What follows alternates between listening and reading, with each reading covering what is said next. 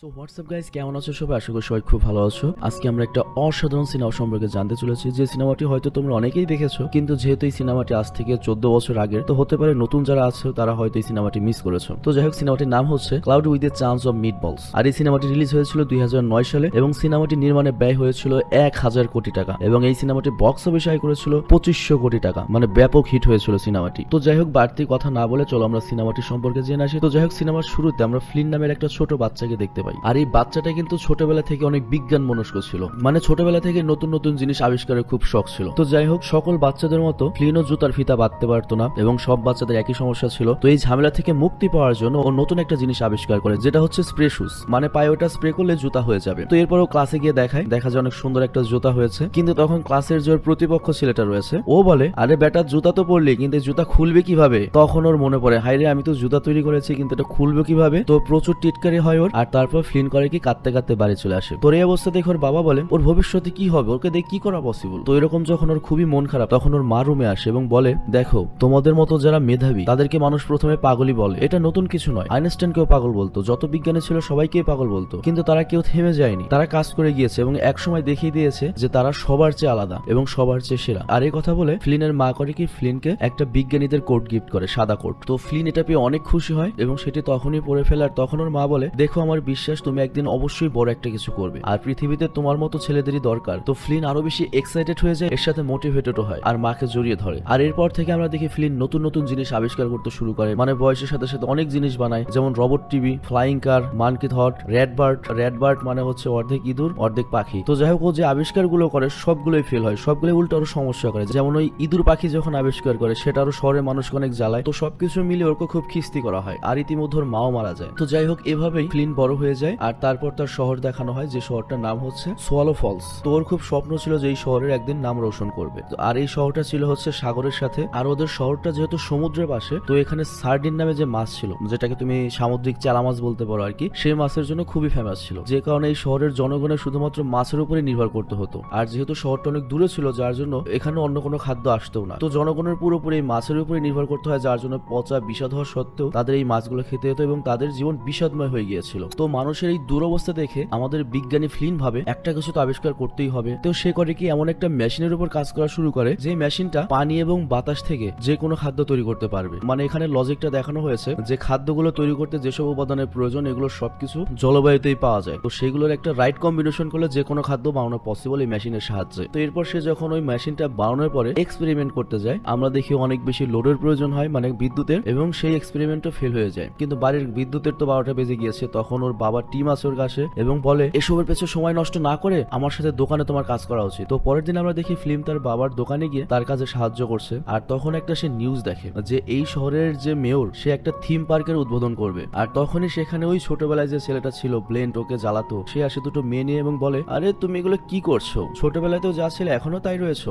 আর তখন দোকানে বসা বাকি সবাইও ফ্লিনকে নিয়ে মজা করতে থাকে। তো ব্যাপারটা ওর খুব খারাপ লাগে। তো যাই হোক, এরপর আমরা দেখি ব্লেন্ট সবাইকে উদ্বোধন অনুষ্ঠানে আসার জন্য ইনভাইট করে চলে যায়। অ্যাকচুয়ালি ব্লেন্ট হচ্ছে মেয়রের ছেলে আর কি। আর অন্যদিকে মেয়রকে দেখানো হয়, সে সবাইকে বলে, আমাদের এই সোয়ালো ফলস শহরকে আমি পর্যটন কেন্দ্রে পরিণত করতে চাই, তাহলে পুরো দুনিয়াতে আমাদের এই শহরের নাম ছড়িয়ে পড়বে। আর ওই অনুষ্ঠানে আমরা কিন্তু ফ্লিনের বাবাকেও দেখতে পাই। তো যাই হোক, ফ্লিনের বাবা ফ্লিনকে জাস্ট 30 মিনিটের জন্য দোকান সামলানোর দায়িত্ব দিয়ে চলে গিয়েছিল। কিন্তু ওর বাবা যখন চলে যায়, তখন ফ্লিনের মনে হয় এই তো সুযোগ আমার মেশিনটা নিয়ে এই শহরের যে পাওয়ার হাউস রয়েছে বিদ্যুতের, সেখানে গিয়ে চেক করার। অ্যাকচুয়ালি ফ্লিন যে মেশিনটা তৈরি করেছে, ওটা চালাতে অনেক বেশি ইলেকট্রিসিটি বা বিদ্যুতের প্রয়োজন। তো যাই হোক, ওর মেশিনটা নিয়ে পাওয়ার হাউসে যায়, কিন্তু তখন এখানকার একটা অফিসার ওকে ধরে ফেলে। আর অফিসার বলে, আমি চাই না তুমি নতুন করে আরো কিছু আবিষ্কার করে আমাদের এই শহরের 12টা বাজিয়ে দাও। কিন্তু ফ্লিন তাকে পাত্তা না দিয়ে সেখান থেকে চলে যায়। আর অন্যদিকে আমরা একটা রিপোর্টারকে দেখি, যার নাম হচ্ছে স্যাম, আর সে হচ্ছে একজন নিউজ রিপোর্টার। তো তার বস তাকে সোয়ালো ফলস শহরে পাঠায় ওয়েদার রিপোর্টের জন্য। আর এদিকে আমাদের দেখানো হয় মেয়র থিম পার্কের ওপেনিং করবে, যেটার নাম দেওয়া হয়েছে হচ্ছে সার্ডিনস নামে, মানে ওদের এই শহরের যেহেতু স্পেশালিটি হচ্ছে ওই মাছটা, ওই মাছের নামে থিম পার্কটা করা হয়েছে। তো যাই হোক, এরপর সে করে কি, তার ছেলেকে স্টেজে ডাকে এবং রিবন কাট করায়। আর অন্যদিকে আমরা দেখি ফ্লিন কিন্তু তার মেশিন নিয়ে পাওয়ার হাউসে গিয়েছে এবং মেশিনের সাথে বিদ্যুতের কানেক্ট করে দেয়, এবং ওই মেশিন এত বিদ্যুৎ টানে যে পুরো ওভারলোড হয়ে যায় এবং সেখানে বড় ধরনের একটা ব্লাস্ট হয় এবং ওই মেশিনটি আকাশে রকেটের মতো উঠতে থাকে, সাথে ফ্লিন উড়ছিল। আর এরপর আমরা দেখি ওই মেশিনটা রকেটের মতো উড়ে এই সদ্য উদ্বোধন করা থিম পার্কটার 12টা বাজিয়ে আকাশে চলে যায়। আর থিম পার্কে যে বিশাল বড় একটা অ্যাকুয়ারিয়াম ছিল, সেটা মানুষদের দোয়ানে দিতে থাকে, আর ওটার ভেতরে যে মাছটা ছিল সেটা একটা পাখি নিয়ে যায়। তো এই ধ্বংসযজ্ঞের জন্য সব মানুষ ফ্লিনকে দোষারোপ করতে থাকে। আর ওদিকে আমরা দেখি স্যামকে এই পার্কে নিউজ কভার করতে বলা হয়েছিল, তো সে এখানে এসে নিউজ কভার করছিল। তো এই জায়গাটিতে যেটা হচ্ছিল, ফ্লিনকে তো পুরো শহরের মানুষ ইচ্ছা মতো যাইছে তাই গালাগাল করছিল, সাথে ফ্লিনের বাবাকেও, যে কেমন ছেলে জন্ম দিয়েছো। তো এই জন্য ফ্লিনের বাবা অনেক কষ্ট পায় এবং কষ্ট নিয়ে সেখান থেকে চলে যায়। আর তারপর আমরা দেখি ফ্লিন করে কি মনের দুঃখে তার যে পেট মানকি ছিল স্টিভ, এই মানকি কিন্তু আবার কথা বলতে পারে। ওর কথা বলার জন্য আলাদা ডিভাইস তৈরি করে দিয়েছে ফ্লিন। মানে অ্যাকচুয়াল সিনেমাটা অনেক মজার আর কি। তো নদীর পাড়ে গিয়ে ফ্লিন বসে রয়েছে কারণ সে অনেক হতাশ।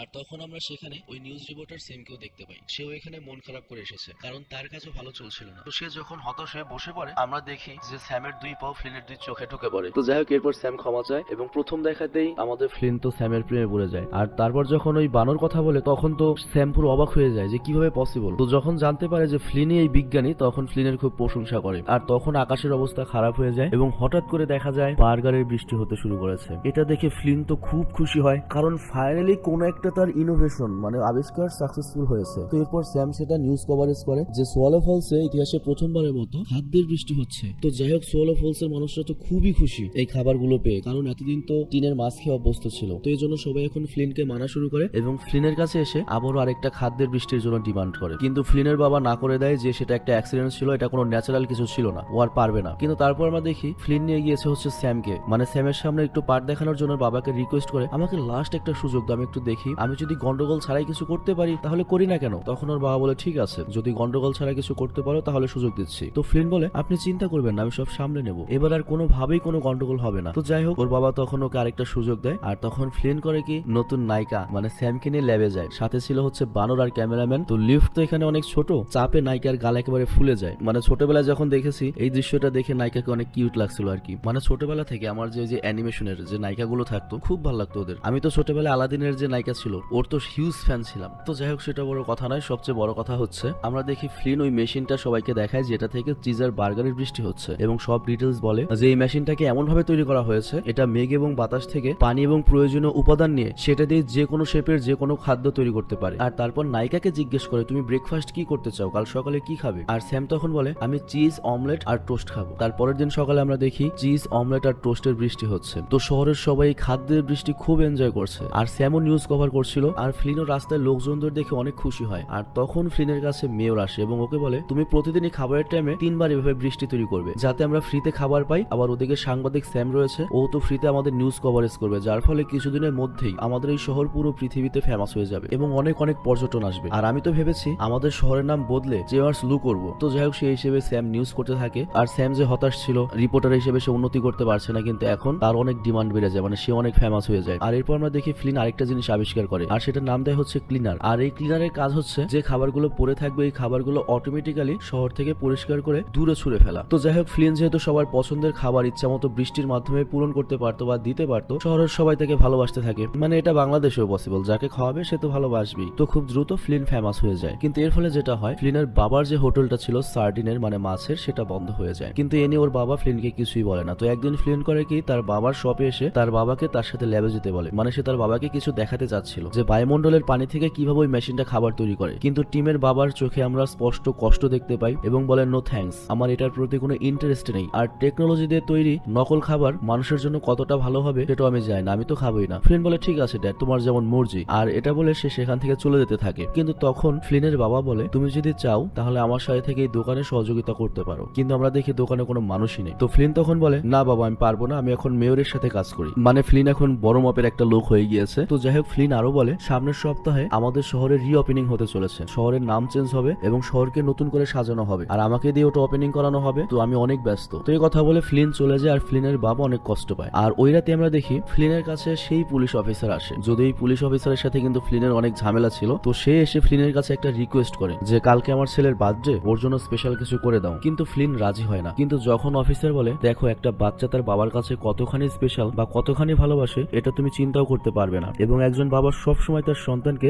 যে কোনো ভাবে খুশি করতে চায়। তো এই কথা শুনে ফ্লিনের মন গলে। আর পরের দিন আমরা দেখি অফিসারের ছেলে যখন ঘুম থেকে ওঠে সে অনেক খুশি হয়, কারণ সব জায়গায় তার পছন্দের আইসক্রিম সে দেখতে পায়। তো ছেলেকে এত খুশি দেখে অফিসারও অনেক খুশি হয়। আর তারপর দুই বাবা ছেলে মিলে সেগুলো এনজয় করে। কিন্তু ওদেরকে একসাথে খুশি দেখে ফ্লিনের আবার মন খারাপ হয়ে যায়, মানে সেও তার বাবাকে মিস করছিল। আর তখন এখানে স্যাম চলে আসে, মানে নায়িকা, এবং ফ্লিনের খুব প্রশংসা করে। আবার স্টিভকেও আমরা দেখি, মানে বানরকেও আমরা দেখি বাচ্চাদের সাথে খেলছে। তো যাই হোক, স্যাম এগুলো কভার করে। আর মেয়র বলে আজকের দিনটাকে আমরা আইসক্রিম ডে হিসেবে ঘোষণা করলাম। আর আর এর সাথে মেয়র পুরো দুনিয়ার মানুষের জন্য একটা মেসেজ পাঠায়, সেটা হচ্ছে পৃথিবীর যে কোনো প্রান্ত থেকে আমাদের শহরে আসুন, এনজয় করুন। আর তারপর আমরা দেখি স্যাম ভাবে যে ফ্লিনকে সে প্রপোজ করবে, আর এর জন্য ফ্লিনকে নিয়ে একটা জায়গায় যায় যেখানে সে জেলির জন্য একটা প্রাসাদ তৈরি করেছে। অ্যাকচুয়ালি স্যাম জেলি পছন্দ করে, তো এটা দেখে স্যাম তো পুরো গলে যায়। আর প্রাসাদের ভেতর সবকিছু জেলির তৈরি। তো স্যাম আর ফ্লিন সেখানে অনেক মজা করে, একসাথে বসে নিজেদের পার্সোনাল লাইফের স্টোরি বলে এবং এখানে একজন আরেকজনের প্রতি ভালোবাসা কনফেস করে। আর তারপর একে অপরকে যখন কিস করবে তখনই ফ্লিনের কাছে একটা কল আসে, সেই কলটা করেছে হচ্ছে মেয়র। আর নেক্সট সিনে আমরা দেখি ফ্লিন তার বাবার সাথে একটা রেস্টুরেন্টে বসে রয়েছে, মানে বাবাই ডাকিয়েছে।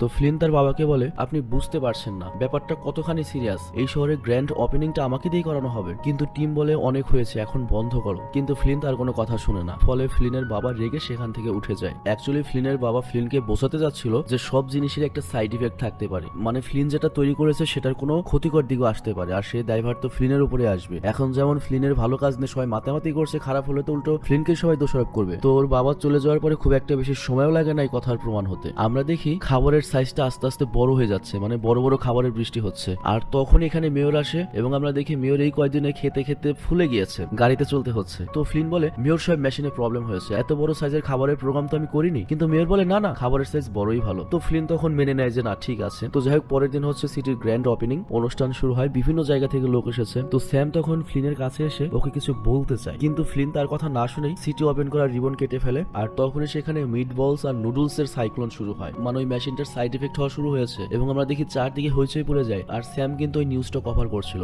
তো ওই মেশিনটা ঠিক করার জন্য ফ্লিন দ্রুত তার ল্যাবে যায়, কন্ট্রোল রুমে। কিন্তু দেখা যায় মেয়র আগে থেকে ওখানে রয়েছে। মেয়র শালাই করেছে কি, ওর পছন্দের ডিনারের জন্য এখানে প্রোগ্রাম করছে বা অর্ডার দিচ্ছে। তো ফ্লিন যখন ওকে থামাতে যায় তখন এই মেশিনটা ব্লাস্ট হয়ে যায়। আর অন্যদিকে আমরা দেখি বাইরে সাইক্লোনের কারণে অফিসারের ছেলে চাপা পড়ে যায়, আর ক্যামেরাম্যান তাকে উদ্ধার করে আর তারপর সিপিআর দেয়। তো অফিসার বলে, আমার মনে হয় সবকিছু আবার ঠিক হয়ে যাবে। কিন্তু স্যাম তখন স্যাটেলাইট থেকে আবহাওয়া দেখে বলে, না, পৃথিবীতে একটা বড় ধরনের খাদ্যের ঝড় আসতে চলেছে যেটা অনেক বড় ধ্বংসলীলা চালাবে। আর অন্যদিকে আমরা দেখি ফ্লিনের বাবা ওই কোডটা খুঁজে পায় যেটা ফ্লিনকে তার মা গিফট করেছিল। তো এইদিকে তো ফ্লিন পুরো হতাশ যে আমি কি করলাম, উল্টো আরো পুরো পৃথিবী এখন ধ্বংস করছি আমি। তো ফ্লিনের বাবা তখন ফ্লিনের কাছে যায়। তো ফ্লিন তো একটা বক্সের মধ্যে বসা, নিজেকে অপদার্থ বলছিল, নিজেকে দোষ দিচ্ছিল। কিন্তু তখন ফ্লিনের বাবা বোঝায়, যেহেতু বৃষ্টি হবে তাহলে তোমার কোডটা পড়া উচিত, আর তুমি জানো তোমাকে কি করতে হবে, তোমার উপর আমার আস্থা রয়েছে। তো শুধুমাত্র এই কথাটা ফ্লিনকে পুরো পরিবর্তন করে দেয়, মানে পুরো মোটিভেট করে দেয়। সে এরপর সিদ্ধান্ত নেয় সে নিজে ওই মেঘের কাছে গিয়ে ওই মেশিনটা বন্ধ করে দেবে। তো সেই হিসেবে সে তার ফ্লাইং কারটা বের করে, আর তাদের উদ্দেশ্য হচ্ছে ওই মেশিনটাকে বন্ধ করবে। তো এই কাজে তাকে সাহায্য করবে হচ্ছে বেন্ট, মানে ওর শত্রু ছিল